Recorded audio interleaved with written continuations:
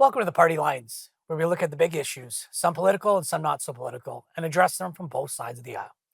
We want to kick things off today with an interesting take on the state of California, and where critics are increasingly questioning whether the state's policy direction is financially and politically sustainable. Here's the clip.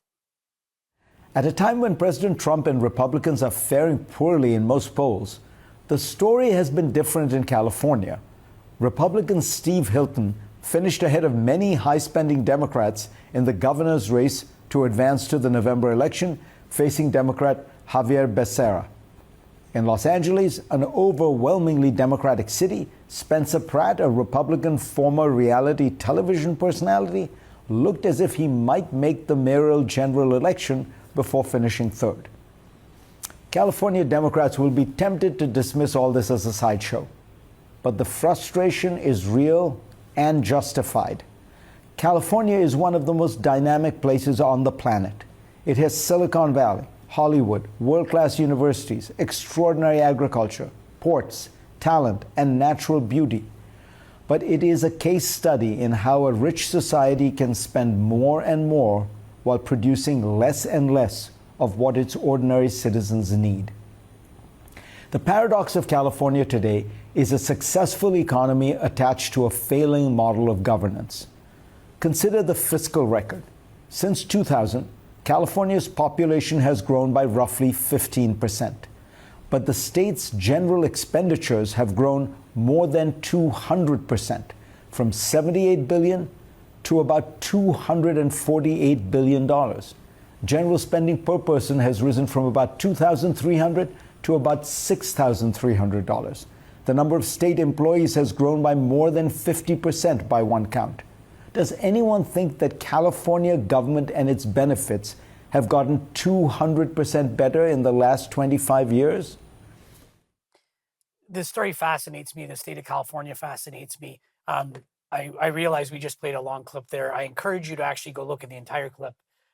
It's probably 7 or 8 minutes long. We had to edit it down, obviously. This is a show. This is a show put on by Democrats. This is a CNN show coming out against California from the standpoint of the unaffordability crisis, and the numbers will blow you away if you dive into it. But want to hear your thoughts on it.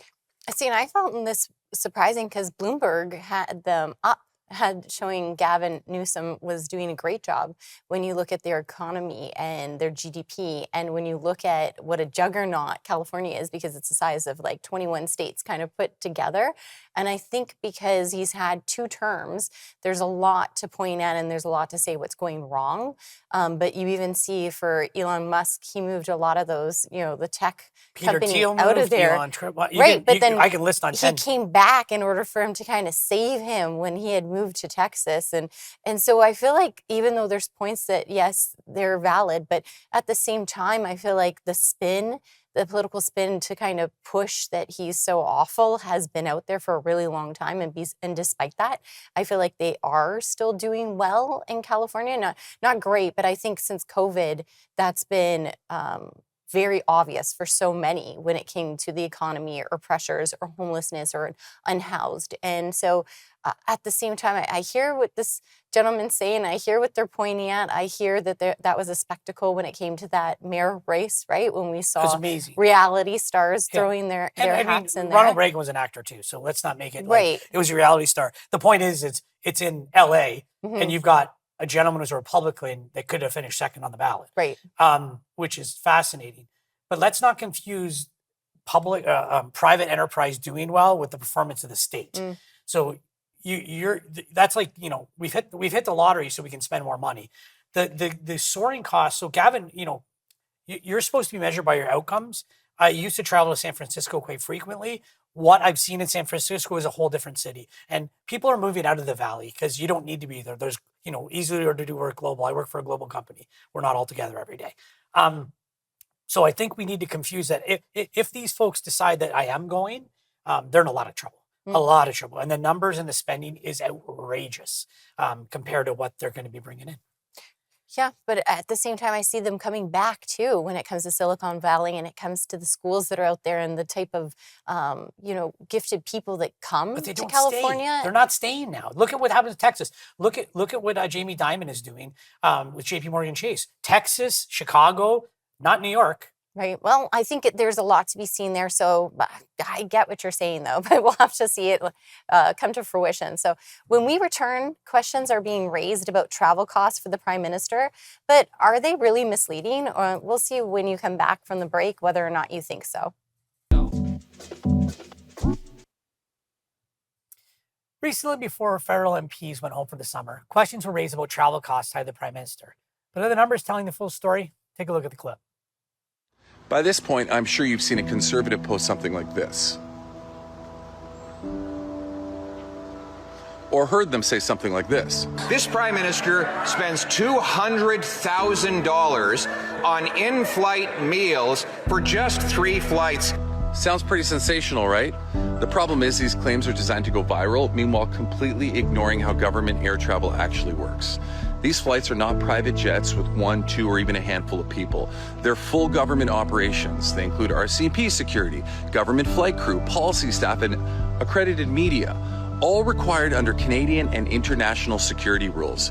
Many of the flights have in excess of 60 to 70 people on board, and that structure has been the exact same for every Prime Minister in modern history. And if you still think that's a lot of money for food, you're right, it is, because the number being circulated isn't even a food bill.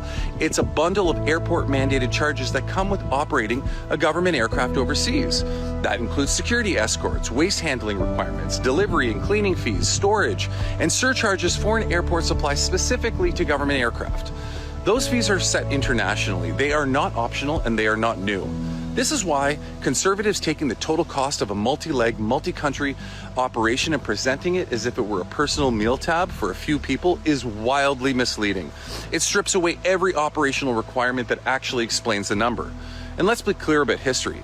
Under Stephen Harper's government, G8 and G20 flights well exceeded $300,000 in onboard services. Back in the early 2000s, his Israel trip alone cost over $1 million in total flight expenses.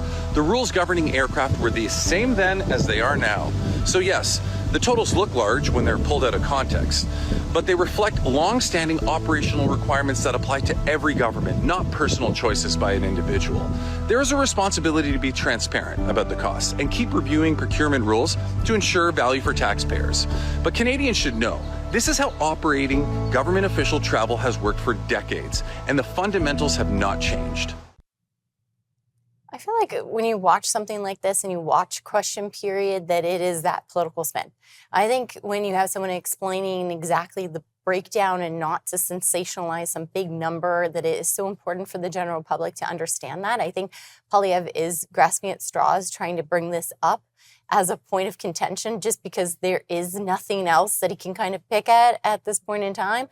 There's lots he can pick at Well, this I feel time. like if he's really questioning the costs of like the flights, that it's one of those low-hanging fruit maybe for them to put that spin on it. But at the same time, he knows how that works. And it's kind of ironic or hypocritical because he's always been paid with the public dollar by being a politician, for so long. So yeah, I mean, how about you pick it that he's like attending a quarter of the meetings, he's flying around everywhere. Those are easy things. I appreciate in the clip the gentleman used the word context. I like context for anything. I made a reference earlier in the show related to, in a previous show related to Mark Carney chirping in the Croatian leader's ear about MPs or for votes. It's context. We didn't hear the rest of that, so you have to, It's like right now the Republicans running ads and the sound clips are absurd.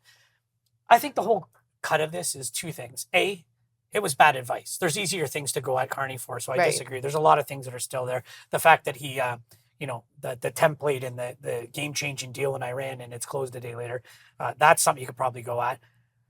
I think what the point should have been is transparency. So we need, it's the comparing apples to apples. Someone should have given this information. I think, this is politics. This is essentialized. This is sound bites. If that's his intent and he did it for that, sure. Is that the politics I like to see? Absolutely not. But to your point about his attendance, I think this is why he doesn't necessarily come to Question Period, because it is some drama. That's your filled, job. Your yes, job is to show and up. I think that it's gone so far to like the theatrics, the drama that these politicians just want to clip for their social media instead of really getting down to brass tacks or spinning things that really it comes back to like the shouting and the positioning. And if it really was the way it should be with them asking real questions and getting answers and not trying to That's why scream we do over this each show. other. This is about civil discourse. We can Right. actually disagree, maybe get some opinions that we actually both buy into. It's his job to show up. So I Right, don't as buy the that. You opposition need to leader be and- there. yeah. Opposition there. Right. Carney needs to be there. He's in Ottawa not attending it. Yeah, that was but it's the a stat. slim If margin you're in for Croatia, Harper not coming either, and he was a part of that government too. He didn't have the attendance record. that he Very did. slim margin between if you look at both of them. And so I think that that's where it lies, where it's like, oh, that's pretty fresh for him to point this out, but it could have just as easily been him or that other previous administration, right? Bad call on, I think, on this part. But when we return, a popular political event draws new attention. But after disruptions from demonstrators, should it remain open to the public? We'll discuss after the break.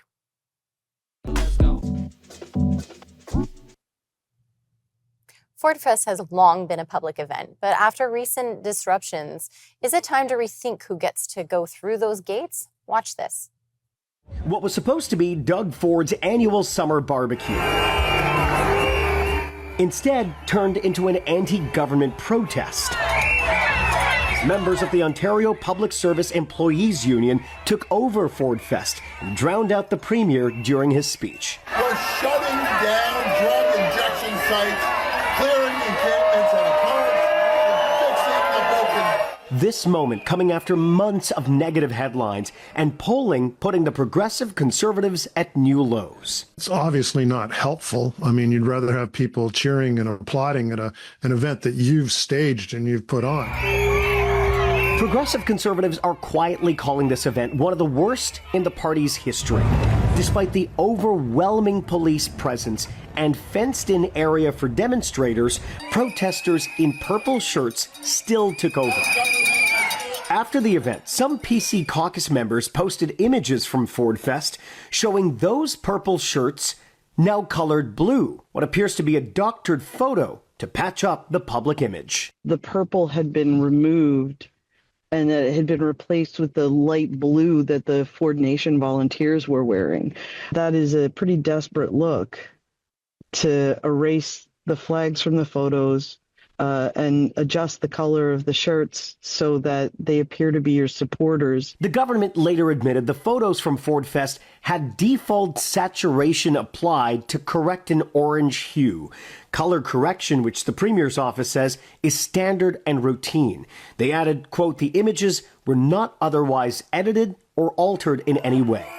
Despite the visuals, pollsters say recovery for the Premier is always possible. There's no election being held anytime soon. So we'll see if, whether this smoke leads to fire, but at the moment, it could just be smoke. Only time will tell whether this is now a permanent state for the PCs. I feel like this administration for Ford's government can't catch a break lately.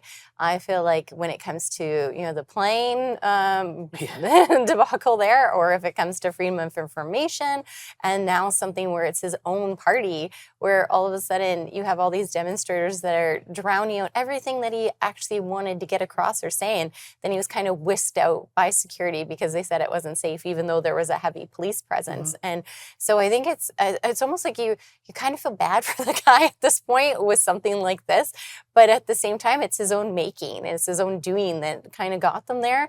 But even for this to be in the news cycle again the next day because of them doctoring the pictures with AI, it could have just been something that just faded away, but now just because of them changing the photos and trying to make it seem like they just had a large supportive crowd that came. What do you think? I mean, I'm not anti-demonstration. Just pick the right time and place. FordFest this is not a new event. Just for viewers who don't know about FordFest outside of Ontario, because within the Ontario, he's done this. He used to do it at his house. Right. Like the FordFest used to be done at his house. So how this event has changed. And I mean, if this was done at his house, I would have had bigger problems with it. The fact it was a public event in a public setting, I'm not going to argue about the demonstration. Do I think it was tacky? Maybe. On behalf of their members, they're doing what they think is best in their members' interests. you can debate that all day long. Freedom of speech, you're never going to hear me say, it's just, I just think timing is everything with it. Maybe the event needs to change. Maybe he needs to go back to his house again, but he's the premier. He never was the premier when this happened, right? This was done when his brother was alive. This was a family in Etobicoke that had a big party. So large, and yeah. it's not what it used to be now. This is so, Right. When you hear people talking about FordFest even 10 years ago, completely different event. I don't think the doctoring of photos thing's a big thing. That's just the way the union to get something back in. People wouldn't even have noticed it. They would have noticed the event the day before that got hijacked. It got hijacked. It was over. Like, there was no one there that was a supporter. If you can find one, they did a good job of masking them. But I think that's where they're kind of off-party messaging. I think that's where all of a sudden all these are leading to these scandals because of them doctoring a photo. The doctoring thing right? isn't a scandal. Like, the plane is a whole different thing. Right. His ratings took a dive after that, and there was a poll last week, an Angus Reid poll, that he actually rebuked, and they came out and said, you better take that back. Anyways, when we return, bill reform is back in focus, but recent changes addressing public safety concerns are leaving key questions unanswered. We'll dig into it after the break. Welcome back. At the center of public safety debate, bail reform and criminal justice changes are what we're looking at. The government says it's acting, but is the system actually shifting? Take a look at this. Bill C-14, the Bail and Sentencing Reform Act, has now become law in Canada. This is a direct response to the concerns that we heard from communities across this country who said that they wanted to see more action when it came to home invasions, when it came to auto theft, when it came to violent extortion that they're witnessing in their communities, when they see sexual assaults, when they see episodes of drug trafficking or human trafficking. We heard from city leaders across this country, including the Mayor of Brampton himself, who's been calling upon the federal government for a number of years now to stiffen sentences for violent repeat offenders and to make it harder for someone who has a history of repeat offending to receive bail. We had an opportunity to engage directly with law enforcement who shared with us their experience, their frustration on seeing the offenders that they dealt with last week causing some grievous harm to another innocent person the following week. Know that it's the people who are standing behind me today that had a profound impact that have led to a legal change that's going to help deliver safety for communities. As the Mayor indicated in his remarks, we know that a single piece of criminal law isn't in and of itself going to cure Canada's public safety issues, but it's going to have an impact. And as we move forward with tougher bail for violent repeat offenders, stricter sentences for those who've got a history of violent crime, we are also equipping law enforcement with new tools to help them keep up with changes to the way that crime is conducted in this country, including new tools to access evidence that's tied to crimes that have been committed digitally. I think this bill really hit a note with so many people, especially within certain communities and the police associations. We saw mayors like Patrick Brown doing, media blitzes saying, thank you, finally, you're hearing us. This is exactly what we're calling for. So I think this was a big win for the government when you see a lot of the bills that were kind of passed through in the last 14 weeks. There's been 21 bills that were pushed through, and this was one of them. People were calling on stricter, laws when it comes to bail. Mm-hmm. And I think that the government did what they could. Is this bill wonderful in every single way? Not at all. Right. But I feel like at least it's a starting point for Does it have enough teeth is my concern. Right. That's exactly it. Yeah. And so, progress is good. And I don't think this isn't, to me, there's partisan issues and there's nonpartisan issues. And safety for Canadians is not a partisan issue for me. Mm-hmm. Never will be. The fact of what's happened with home invasions, the fact of what's happened with the repeat offenders. Minister Fraser has said it numerous times about repeat offenders, and you've heard it from police, you've heard it from everyone that, it's a revolving door. I remember the Premier of Ontario he got hit by someone in a car and they were back doing the same thing within months. You have people, not even months. I think it was within the month they got another one. You've got folks who are getting out, robbing a house, getting out, taking a car, getting out. Or using youth, like organizing young offenders. The big stories of the last 2 weeks, right? Yeah. Using kids for this. So yeah, reform is great. The fact that they're moving things forward. My main concern is I don't think it does enough. At first glance, I would love to hear more of the people on the street, because when you talk to the soldiers, the policemen that are out there doing it. I mean, that's got to be debilitating when you're like, I just locked this guy up and now he's sitting there laughing at me. And I the think street. that's when you see social media really for people running to this to say thank you, like it's about time. And really it is a deterrent. So maybe if someone wants to act or do a jewelry heist or steal a car to try to send it overseas, they'll have pause now because there are stricter laws, or even for stalking. Like there's certain parameters just weren't there in the criminal code. So now it kind of erases those loopholes a little bit. So the thing that isn't discussed is, what capacity do we have at our jails right now? Right. So, we're not known as the states like building super jails and so if this does have teeth and we do start putting people away, is our judicial system going to be able to support, their trial was in a timely fashion.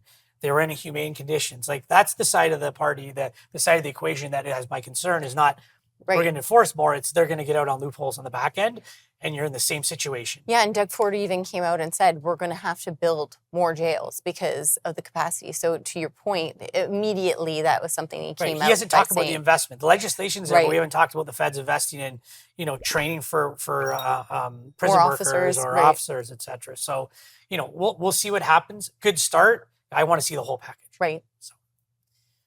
Thanks again for joining us in the Party Lines this week, where we continue to look at issues from both sides of the aisle. We'll see you next week.